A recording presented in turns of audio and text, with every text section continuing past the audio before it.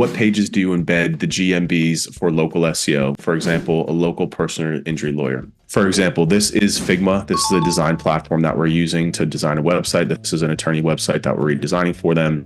And you can see here he has 2 locations and we're putting them on the homepage. So this is going to be a GBP embed. This is also listing out the name, phone number. This will link to the page, which I'll show you in a second. And then it's linking out to his Yelp, Facebook, and the reviews in Google+. So we're aggregating this on the homepage, and then we're also designing location pages. So this is the Augusta page, and on this page, there's also a GBP embed, also just a ton of information to get it to rank. So here's a GBP embed here, and it's got the office hours. This is going to be a map embed.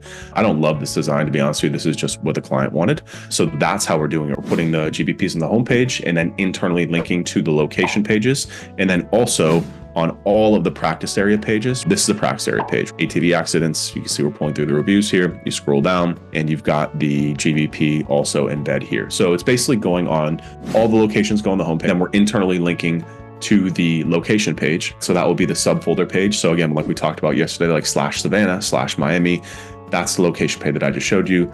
That location or locations are embedded on that page. And then the practice area page, because we're doing ATV, boating, car accident, Savannah, car accident, Atlanta, right? His 2 locations.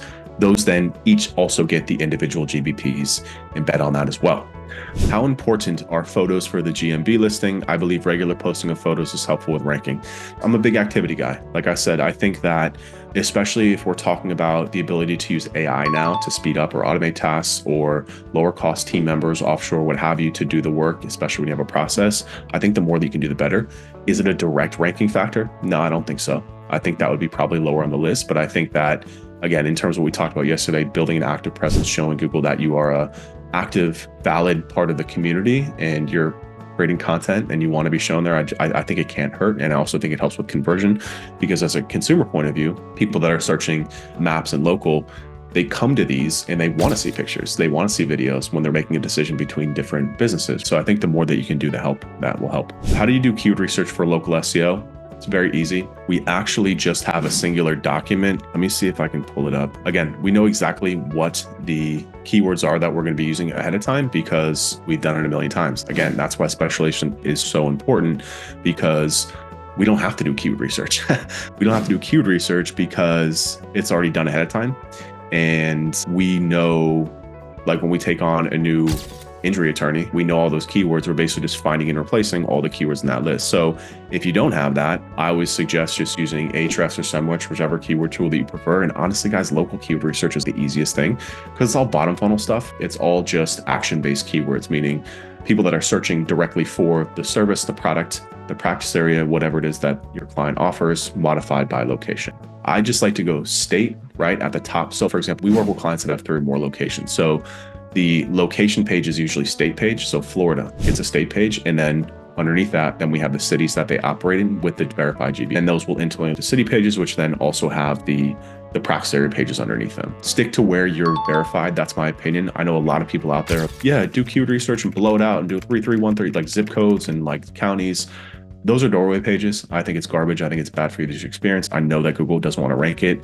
And again, everything that we talked about yesterday, you can't rank those pages in the Maps pack. So what's the point? How do you report local SEO to your clients? What tools, templates do you use? So we use Agency Analytics. What's really cool about this is it has native integrations. All this stuff comes within it. You just have to sync your account with it. So we're doing a lot of Google ads for this client. Let's go back to like October of last year. I think that's when we're spending a lot of money. So this is looking at last period. That's fine. Okay. So it pulls through Google ads. And again, this is all just drag and drop stuff right here. It's very simple. And what's cool about this too is you can click on each one of these tiles and it brings up the inherent dashboard that already has here. So essentially what you're building on top of is a layer. It's just a data layer that you can then click deeper into to see all this stuff. So we see Google ads, we have all this reports here. Again, when I talk about we keep the main thing, we keep the main thing. We care about conversions, the cost. This is for a roofing company. SEO, so Google Business Profile. So when someone's asking about how do we track leads here, it's Google Business Profile. We didn't have what converts set up on the website at this time, but if you click on this is really good because we have this filtered, so you can see the sources here. So this is call tracking from what converts, Google cost per click, Google organic. So we're doing a lot of paid search, we're doing essays, we're doing SEO, we're doing a lot. And then you can see that everything pulls through here and you can actually see the length and the location and where it came from, Google phone number. So we've been getting more and more into auditing these calls for our clients, because a lot of clients are like, yeah, no, we didn't get any leads last month. I'm like, no, there was 25 phone calls. We see them, we audited them, you just didn't pick up. So we can see these are all being picked up because this client is on point. They have a huge sales team. But we can also then filter them by duration. On this report, you can see it's calls that are more than 3 minutes. So website forms, this is pulling from Google Analytics, and then local service ads, they're not running any at this time. And then now we're tracking GSC down here, and then just like links. So this is a pretty straightforward one for this client. We have ones that are a little bit more robust. Let's look at Gun. So this one, he has 2 locations. This is total leads tracked up here, organic search, total conversions that you see, direct. This is pulling from Google Analytics. This is Google Ads. He's not currently running any Google Ads. You can see this. He is now local service ads, and then Google Business. So we have this broken down by office location. So Atlanta office, Kennesaw office. So 27 calls, 7 calls from October of that month. And you can see the impressions picking up. If you click on these, it goes to a Google Business dashboard, and there's all sorts of other stuff in here. You can see reviews. You can see posts if there was anything done during this time. So this is when we signed this client actually in October. What is your sales process for selling local SEO? It's the same process we normally follow. Actually, Pillar 5 is our sales training. Same process. Local SEO, we just add as another sprint on top of that. How did you expand your clients' local visibility to such a wide radius as shown in the local Falcon screenshots promoting the spend? That was a smaller market. I believe that was upstate New York. So that goes in a smaller market like that. It's based on, so one of the unwritten kind of things in the ranking factors is proximity of searching. So if you're in Miami, Miami's a very densely populated city. You probably got 2x2 radius in Miami because there's 750,000 people crammed into that 2x2 radius. And there's also a lot more competition inside of that. But if you're in smaller markets, that's going to expand based on the fact that there's less competition and that people searching from 9 miles away are still going to trigger those results because there's just less businesses in there. So that one was from there. How is local SEO service priced? Is it possible to get recurring revenue out of it, or does this service basically end when the desired ranking is achieved? It is 100% recurring. It is 100% does not end when the rank is achieved. That's actually when you should be getting paid the most if you think about it. So Aaron, what I always teach, I talked about it a little bit yesterday, and we'll talk about this much more on Monday. You should be pricing not based on the level of effort. It's not that much effort to do it, especially the people that you're going to pay to do it. It's not going to cost that much.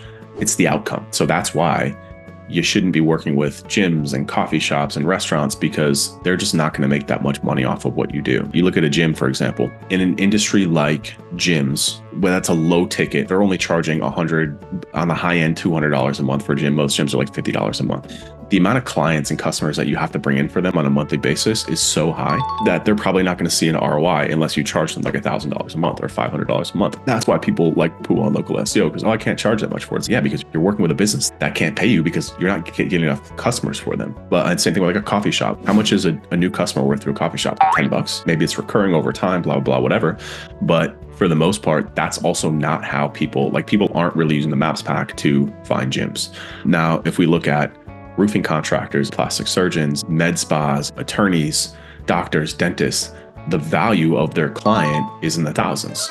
So you might only have to bring in one customer client per month for them to be profitable on your service. It's not about how much time and effort you're putting into this. It's about the value that they're getting out of it. And that's where you want to price. And that's why our pricing starts at $5,000 a month, because for all of our clients in the law firm space, if we just get them one client a month, they're going to make money. If we get them 2, they're profitable. And based on the volume, we can drive 20, 30, 40, 50 phone calls a month to them. They had better damn sure close at least one of those. That's why it's so easy for us to sell this, because I can show them the numbers and the data, and I can walk them through what I just walked you through. It's a no-brainer for them. So we're pricing not based on the number of hours. If that's how you do it, throw that out right away. We're not pricing based on the number of deliverables, throw that out right away. We're pricing based on the results that they can expect as a result of our services. So once they're ranked, even if you're doing nothing, they should still be happy to pay you because they should be making a ton of money. And who would want to rock that boat? Do you typically build tier 2, tier 3 links? No, I don't. I don't believe in it. I think it's a scam. I think the people that are telling you that are trying to get you to buy their tier 2 and tier 3 links.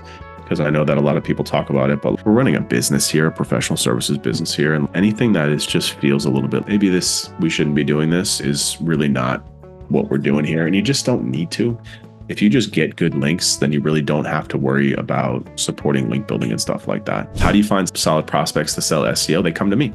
We market. I create videos. I create content on social media, and we run a lot of advertisements and we bring them to us. So my main source of leads is what we call a VSL funnel, video sales funnel. I put together a 10-minute video that says, hey, attorneys, I know you're struggling with leads. I know you've been burned by agencies. Here's the best way for you to generate leads. And I walk them through like an SEO campaign. And then I tell them to book a call to action. They book a call. And that's how we get prospects. And that's how we sell SEO. And our close rate on that is fantastic.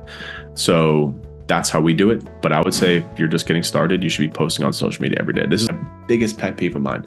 We get asked so much about lead generation, and I do private consulting with a lot of agencies, and they're like, I need help generating leads. I'm like, okay, let's look at your LinkedIn profile. They're like, yeah, I don't really use LinkedIn. I'm like, okay, show me your Facebook, show me your Twitter, show me your YouTube. Yeah, well, I don't really use any of that. I'm not a big social media person. I'm like, then you don't want to make money. I'm not a big social media person either. I don't have Instagram. I think Instagram is a waste of brain space, but I have business profiles there that we run ads on because it makes money, and that's the game that you have to play now. If you want more leads, look at yourself in the mirror and ask yourself why you're not posting on social media every single day. What do you think about paying for verified reviews? Do not do it. I'm staunchly against it, not because I'm above it, but because it can get you slapped. It can get you penalized. You can get penalized. It can get your profile removed. And if a client finds out what you're doing, that's why their asset got removed, and they have to start a new profile, and they might never be able to get verified again. You might not only get fired, but you might be facing a lawsuit because buying reviews is technically illegal. So everyone listening, do not buy reviews. Don't do it. It's not worth it. Thoughts on boutique hotels or short-term rental management companies as a niche? I think the revenue of these companies can afford local SEO, but wondering if users who search are trying to book immediately or browse until they go ready to go on vacation. I have intimate experience with this. My wife actually owns a short-term rental management company, and it's all their bookings come off Airbnb. And so if you were to work with her company, I think that SEO is a good fit. Maybe not local SEO though, because Airbnb is blown up. But what's also happened is that these rental management companies aren't making a ton of money off of it because Airbnb is constantly squeezing them out. It is not a good fit for people looking to book properties, because people looking to book properties are just going straight to VRBO, straight to Airbnb, straight to hotel bookings websites. So SEO is not a good fit for my wife to get clients, or for my wife's clients to get new bookings. But it would be a good fit for you to work with people like my wife to help them get more people that have properties that are looking for short-term rental management companies. Where are you running ads to clients? We're running them pretty much exclusively on Facebook and Instagram. To me, it's the best platform.